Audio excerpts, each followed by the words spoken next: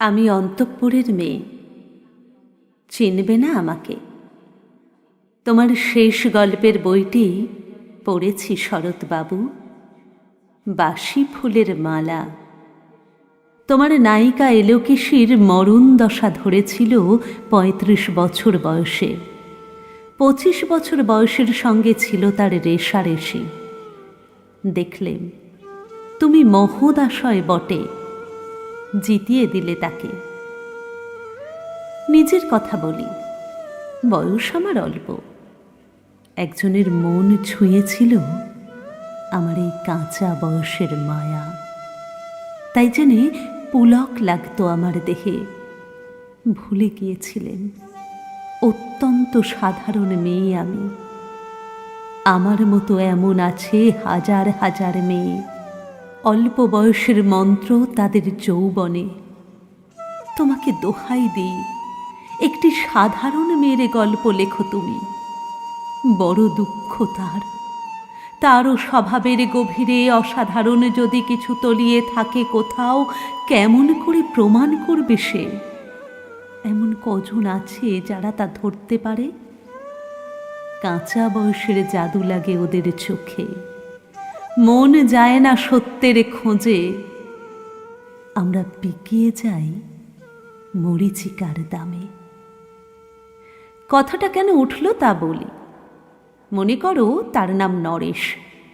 সে বলেছিল কেউ তার চোখে পড়েনি আমার মতো।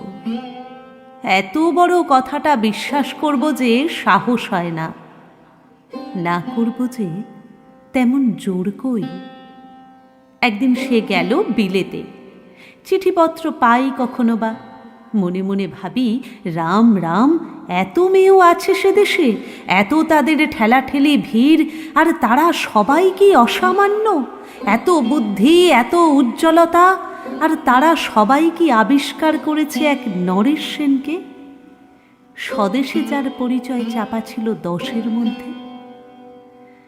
গ্যালেমেলের চিঠিতে লিখেছে লিজির সঙ্গে গিয়েছিল সমুদ্রে নাইতে। বাঙালি কবির কবিতা কলাইন দিয়েছে তুলে। সেই যেখানে উর্বশী উঠছে সমুদ্র থেকে। তারপরে বালির পরে বসল পাশাপাশি। সামনে দুলছে নীল সমুদ্রের ঢেউ, আকাশে ছড়ানো নির্মল সূর্যালোক। লিজি তাকে খুব আস্তে আস্তে বললে, এই সেদিন তুমি এসেছ, 2 দিন পরে যাবে চলে। ঝিনুকের 2টি খোলা, মাঝখানটুকু ভরা থাক একটি নিরেট অশ্রুবিন্দু দিয়ে, দুর্লভ, মূল্যহীন। কথা বলবার সে কি অসামান্য ভঙ্গি! সেই সঙ্গে নরেশ লিখেছে কথাগুলি যদি বানানো হয় তো দোষ কি? কিন্তু চমৎকার। হিরে বসানো সোনার ফুল কি সত্য, তবুও কি সত্য নয়?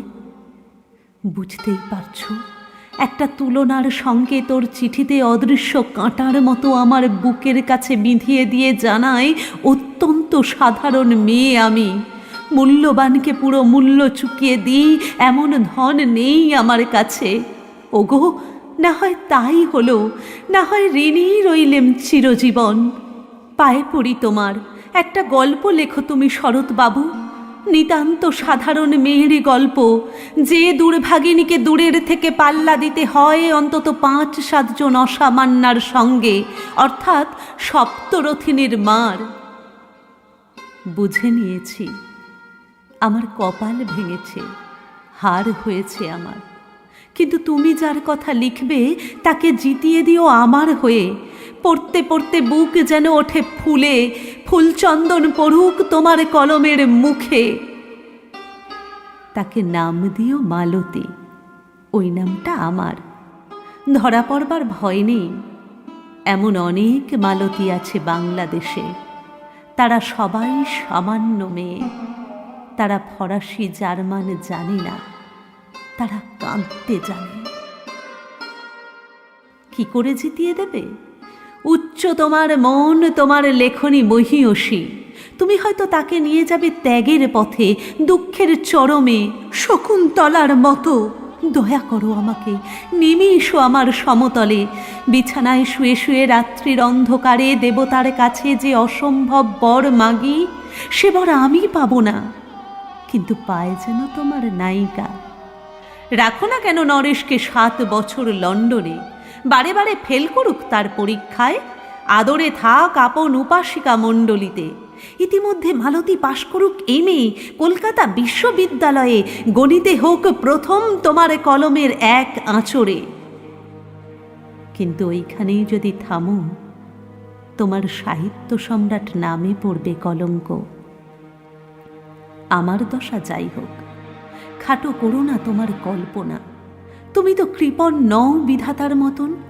মেয়েটাকে দাও পাঠিয়ে ইউরোপে, সেখানে যারা জ্ঞানী, যারা বিদ্বান, যারা বীর, যারা কবি, যারা শিল্পী, যারা রাজা দল বেঁধে আসুক ওর চারদিকে, জ্যোতির্বিদের মতো আবিষ্কার করুক ওকে, শুধু বিদুষী বলে নয়, নারী বলে।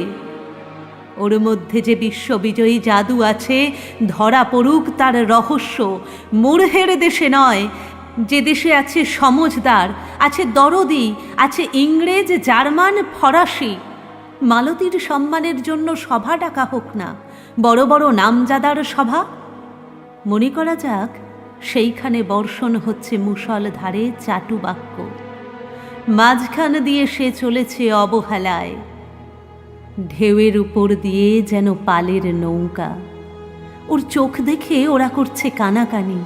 সবাই বলছে ভারতবর্ষের সজল মেঘ আর উজ্জ্বল রৌদ্র মিলেছে ওর মোহিনী দৃষ্টিতে।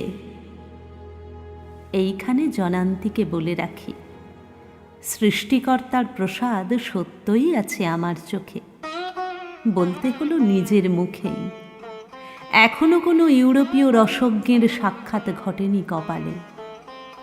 নরেশ এসে দাঁড়াক সেই কোণে, আর তার সেই অসামান্য মেয়ের দল। আর তারপরে আমার নোটে শাকটি মুড়ল, স্বপ্ন আমার ফুরল। হায় রে সামান্য মেয়ে, হায় রে বিধাতার শক্তির অপব্যয়।